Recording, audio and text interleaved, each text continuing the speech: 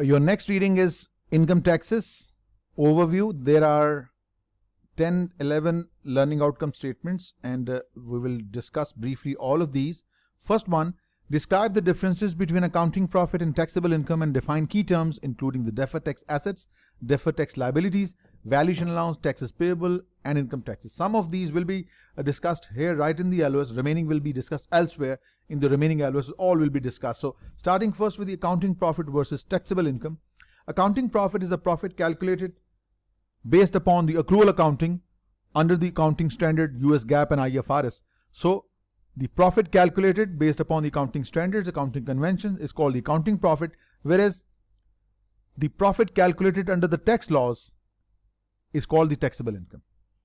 Now, why is the difference? Certain expenses which we consider as expense in accounting profit may not be considered expense in income statement. Now, they might be considered expense in the future. Or certain revenues which we might have recognized now, the tax laws might recognize this revenue in the future, or there might be other way around. So some expenses we consider in our accounting profit, but under the tax laws they are considered later. Difference in revenues. So this would result in differences in your accounting profit and tax. Or some expenses we have put in our accounting as a charge, but they are never expenses under the tax laws. Or some revenues like interest income added in accounting profit, they are never considered as an income under the tax law. So there are differences, some temporary, some permanent. We'll discuss these. So there will be a difference. Now let's start the financial reporting terminology. First is the accounting profit. As the name suggests, accounting profit means the profit calculated under the US GAAP, under the accounting conventions. Income tax expense under the financial terminology, financial reporting, is the tax payable, TP, plus changes in the deferred tax assets and deferred tax liabilities. What they are, we'll discuss in detail later. Carrying value is the same as we call the book value. These are the assets and liabilities value in our financial statements, specifically in the balance sheet. Permanent differences. These are the differences between taxable income and accounting profit that will never be sorted out in the future. Like we have fines or penalties as charges against your gross profit, but such fines and penalties are never considered as an expense. They are never a deductible expense. So this is something that will stay there forever. This is called a permanent difference. Likewise, interest received on municipal bonds, this interest income has been considered as a part of your profit, but such an interest income is never considered an income for tax purposes. So this would result in a permanent difference. So permanent differences arises because of certain items in the income statement that are never considered for tax purposes. Temporary differences, differences in depreciation rates under the tax laws and under the accounting system. Some incomes are considered on accrual basis, but some incomes under the tax laws might be considered on cash basis. So these will result in some temporary differences, and it will result in some deferred tax asset and liabilities which will be sorted out in the future. We'll see in the example as we move along. So these deferred tax asset and liabilities, they're caused by temporary differences. What they are, how are they created, how are they sorted out and reversed in the subsequent periods. We'll discuss all of these will be discussed. Then some terminologies in the tax laws. Taxable income, as the name suggests, taxable income is the income subject to tax on which we have to pay tax to the tax authorities, IRS, Internal Revenue Services. Tax payable is the tax liability, the amount that is to be paid to IRS. Income tax paid is the actual cash paid during the period. Tax loss carry forward. If in a certain year we have a loss, operating loss, under the tax laws we can treat this loss two ways. Under option A, we can take this loss 2 years back, 2020, 2019, and we can submit a revised tax returns and get the amount from the IRS that was previously paid. And if still some loss remains, it could be taken 20 years forward. So 2 years back, 20 years forward. This is the first option. Or option B, you can take this operating loss 20 years forward to adjust against the future taxable incomes. So here we have been just given tax loss carry forward. You don't need to go this deep in your taxes for CFA purposes. Then we have tax base. What is tax base? It is the amount at which the asset or a liability is valued for tax purposes. Carrying value is the amount at which the asset or liability is reported on the balance sheet, also called the book value. These differences must be remembered. Next LOS. Explain how deferred tax liabilities and assets are created and the factors that determine how a company's deferred tax liabilities and assets should be treated for the purpose of financial analysis. If your income under the US GAAP is $100,000 and your taxable income is more, why the difference? Perhaps you received $50,000 as an advance from customer. It's not your income under the US GAAP because you haven't yet earned it. But under the tax laws, the cash received from the customer, even no goods or services are rendered, is considered as an income. So you must pay tax on $150,000. Since you are paying tax on $150,000 at the rate of 40%, for example, this is $60,000 tax, right? So your tax payable is $60,000, whereas the income tax expense is just $40,000. So your tax expense is 40, payable is 60. When you will recognize this 50,000 cash received as income, since you have already paid tax on this, you won't be paying tax again. So this difference between tax expense and tax paid will reflect as a deferred tax asset on your balance sheet, because in the future this will help you reduce your tax liabilities for the future periods. Likewise, if your income under the US GAAP is let's say $160,000 and your taxable income is just, or let's take it 150, but your taxable income is only $100,000. Now, why there is a difference? It could be because we have spent a certain amount of money on a certain expenditure which we capitalized. Hence, we are showing more income. But that expense, that amount expenditure has been considered as a capital expenditure for tax purposes, and they have charged it against. Your next LOS is describe the valuation allowance for deferred tax assets, when it is required and what effect it has on the financial statements. Just specifically the deferred tax assets. Just like impairment of long-lived assets, non-current assets.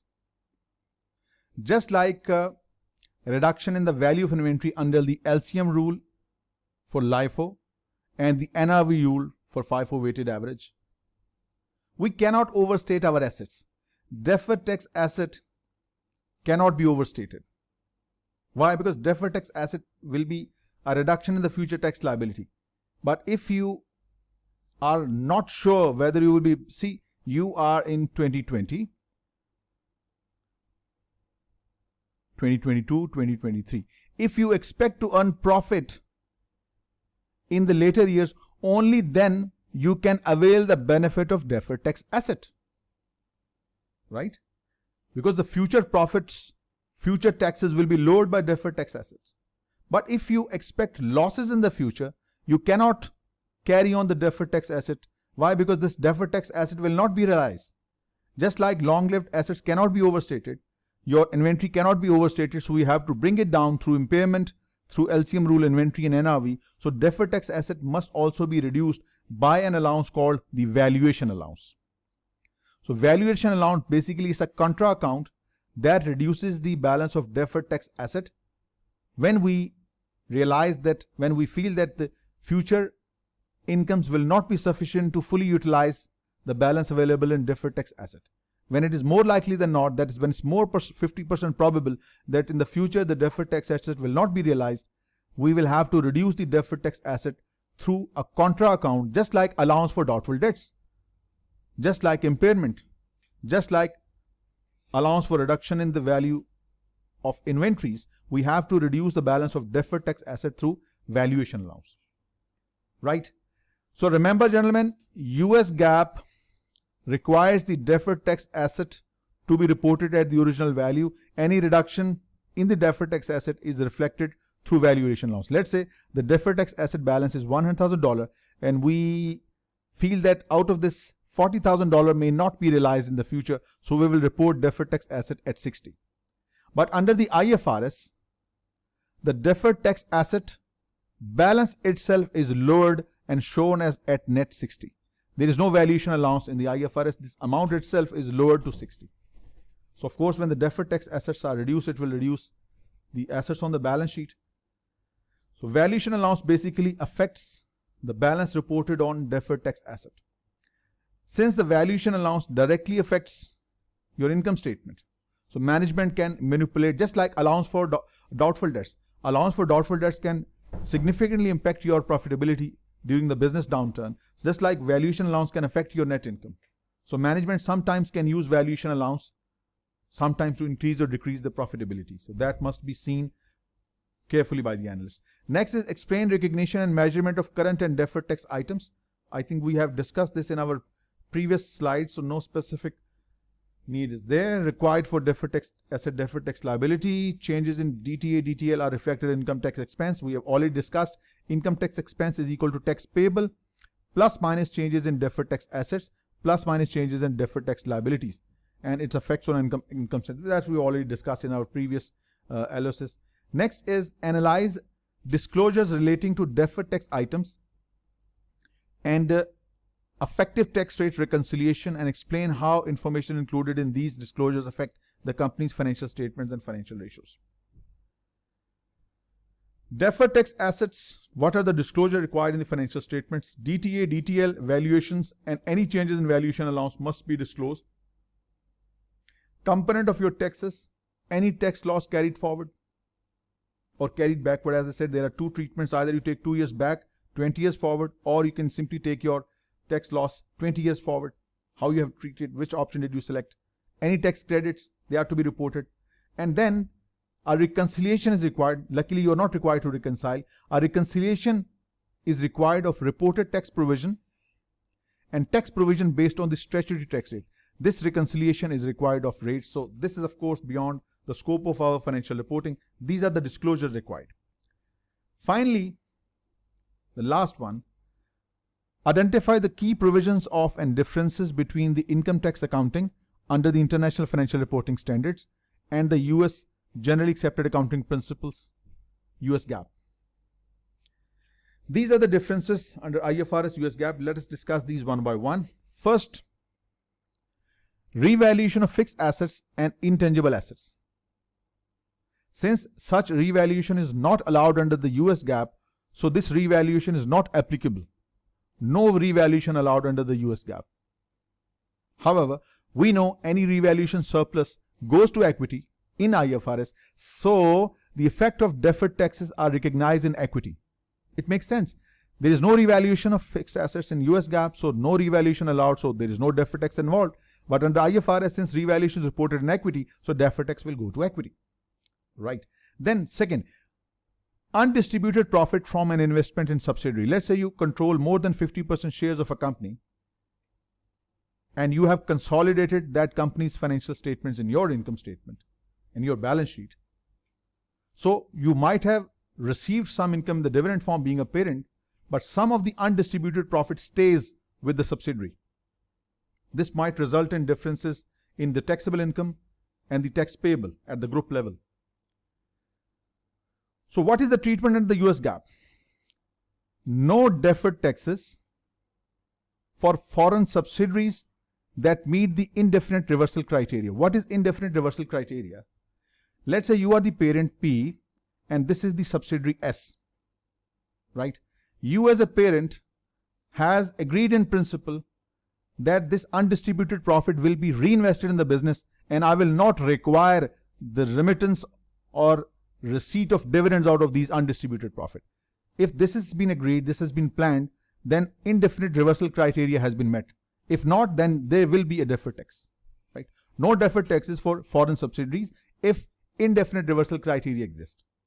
What about the domestic subsidiary? Subsidiary is an organization in which you hold more than 50% shares and you exercise control. And that financial statement of subsidiaries, income statement, balance sheet are consolidated in your balance sheet and income statements. So for domestic organization, no deferred taxes for domestic subsidiaries if the amounts of undistributed profit will be recovered, but they will be tax-free. For that, there is no deferred tax. How is it treated under the IFRS? You hold more than 50% shares in the company. Under the IFRS, how is it treated? Deferred taxes are recognized normally unless the parent is able to control the distribution of profits. You control the distribution of profit. You decide, even you decide whether this amount of undistributed should be paid as dividend or not. If the parent decides, and it is probable that the temporary differences will not reverse in the foreseeable future, then deferred taxes are not recognized, otherwise it is recognized. The same principle is applicable whether it's a subsidiary where you hold more than 50%, whether it's a JV, it's the same, exactly the same wording, exactly the same, or whether profit from an investment in associate firm, mean where you hold between 10% to 50%, accounted for under the equity method. So this and this, they are all same for subsidiaries, for joint ventures, and for investment in associates, accounted for equity method. Because if you hold investment in an equity with 30% investment in equity, so any gain or loss, 30% belongs to you. And that gain may not be fully paid in the form of dividends. So that part of your profit that has not been received in the form of dividend is considered as undistributed profit. So these three are the same under the IFRS for subsidiary, where you control more than 50%, less than 50% is associate under the equity method, or the joint venture, right? What about the US GAAP? The same. If indefinite reversal criteria is met, fine, otherwise no deferral. No deferred, same thing. Deferred taxes are recognized on temporary differences. Now this is important. These last three are important. Deferred tax asset recognition. Under the US GAAP, recognize in full all the deferred tax asset and reduce it by valuation allowance as a contra account, just like allowance for uncollectible accounts. If it is more likely than not, mean if it is more than 50% probable that we will not be able to fully utilize the benefit of deferred tax asset, then we need to reduce it by valuation allowance. Under IFRS, you have to recognize full deferred tax asset, and if it is unlikely that the whole of this DTA will be recovered, then the amount itself DTA will be reduced rather than any valuation allowance, right? Tax rate used to measure the deferred taxes. Under the US GAAP, only the enacted tax rate means the tax rate that has been formed as a law and now it's applicable for the computation of tax payable. Enacted tax rate is a rate on which the taxes are paid. It has become a part of the law, is now applicable. But under the IFRS, it needs to be enacted or substantially enacted tax rate. Substantially enacted means the law has been revised under the Law Act of Parliament or the Congress, and now it will be applicable in the coming period. That is almost or substantially enacted. So under the US GAAP, for deferred tax asset and liability calculation, the tax has to be enacted, but in the IFRS, either enacted or almost enacted, substantially enacted. We can use this rate to calculate DTA. Now the last one is important. Under the US GAAP, deferred taxes on the balance sheet are classified as current and non-current. Non-current will mean they will probably arise from the depreciation differentials. Depreciation affects the balance sheet items, assets. So that gets non-current. If it's because of income and expenses, it is current. So under the US GAAP, deferred tax assets and liabilities are classified current and non-current based on classification of the underlying asset or liability, right? Is it because of income and expense? Then it is current deferred tax asset or liability. If it is because of the assets on the balance sheet depreciation method specifically, then it's non-current. Under the IFRS, deferred tax assets and liabilities are reported non-current and they can be netted. So that completes your LOS related to income taxes.